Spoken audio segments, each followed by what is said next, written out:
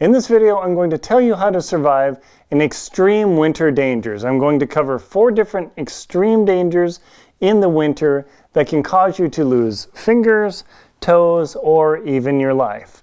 The first is extreme cold.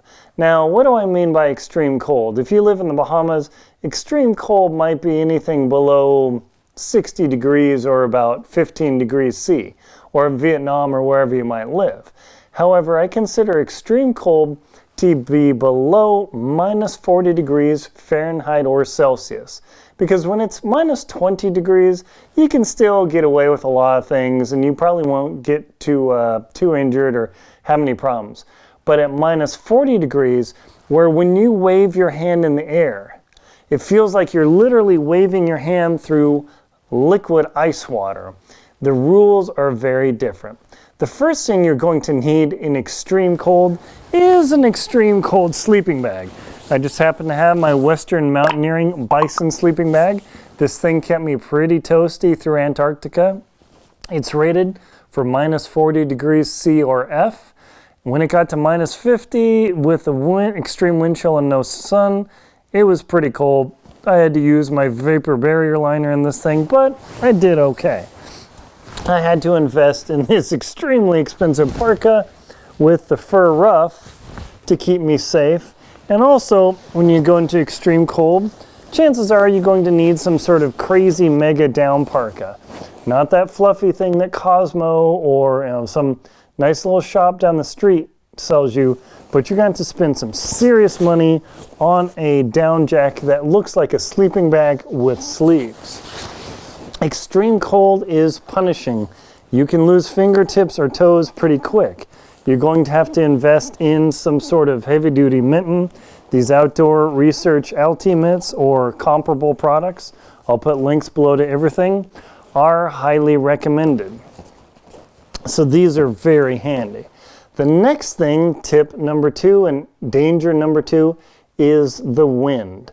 When it's extremely cold at minus 40 degrees and the wind is blowing 50 miles an hour, 70 miles an hour, or 100 kilometers an hour for my metric friends, you're going to have to do some extra stuff. You're going to have a fur parka. You're going to have to zip that bad boy all the way up and wear it and deal with it. You're going to have some sort of face protection.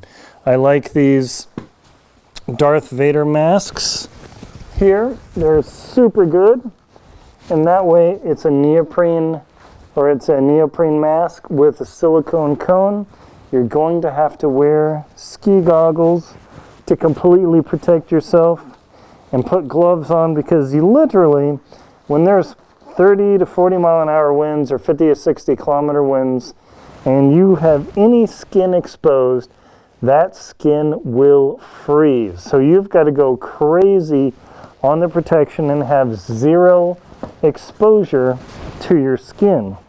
Also, in extremely cold conditions in the wind, you can develop chilblains on your stomach, on your feet, and on your thighs, which is called polar thigh, where you literally get nasty sores, your skin begins dying, and your skin just sloughs off. It's really, ugh. I had it happen on my stomach a little bit in Antarctica. Once I figured out how to deal with it, check out the link below to Antarctic Tears and Adventure Expedition 1 that tell you how to deal with that. Extreme wind in the cold can really put you in danger. Before I talk about point number 3, I just want to tell you that there's a link below to how to keep your feet warm in the cold. It talks about over 100 tips on how to keep your feet warm in extreme conditions. And also at the end of the video, if you wouldn't mind liking and commenting on it. And if you found this useful, subscribe to the channel as well. So the next extreme danger in winter is thin ice. If you happen to be skiing or snowshoeing along and you need to cross ice, that danger is absolute, because if you fall in and it's minus 40 degrees, and assuming you get out of the water, you can stand up and your entire set of clothing and everything in your hair and your eyelashes will freeze as you're standing there. So you have to be super careful. If you look at the ice, you take your ski pole and you begin jamming on it, 1, 2, 3, 4, chances are this ice is probably pretty good. I did this when I was crossing the ice in Yellowstone. I would ski out, and every so many feet I would punch the ice and keep going, because the Yellowstone Lake actually has boil-throughs where there's hot water that can thin the ice out, where the ice might be 2 feet thick or like almost a meter thick in the water, or on top of the water, but you go 50 feet away or 15 meters, and all of a sudden the ice is only a ½ inch thick and you fall through. So you have to be extremely careful. Also, if the ice is dark, that means there's probably flowing water under it, or if you hear flowing water, you're in extreme danger. So you're going to be really careful about that, because once you fall in the water, you're in real trouble. The fourth danger of extreme dangers in winter travel is deep snow. Now, normally when you're towing a sled or hauling gear or doing anything like that, skis are the best choice because they're the most efficient.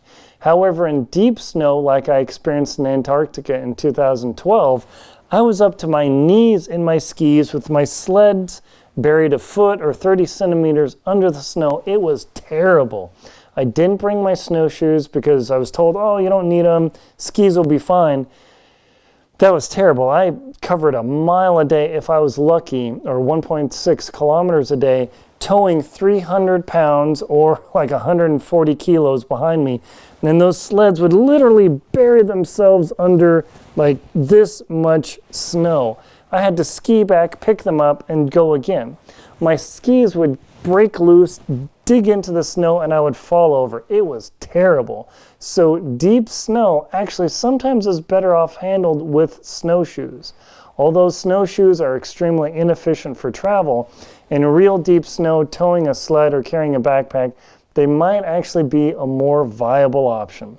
So those are 4 extreme dangers in the extreme cold, minus 40 degrees Celsius or Fahrenheit, where you got to deal with cold, wind, thin ice, and deep snow. The dangers are there. They're realistic. Check out the links below to all the different things that I've talked about in this video, my parka, goggles, the whole thing, to help you get kitted out. And check out my extreme adventure series and videos on these things. My name's Aaron Linsdau. I'm a polar explorer and professional traveler. Please like, comment, and subscribe to the channel. Thank you very much for watching, and stay warm out there.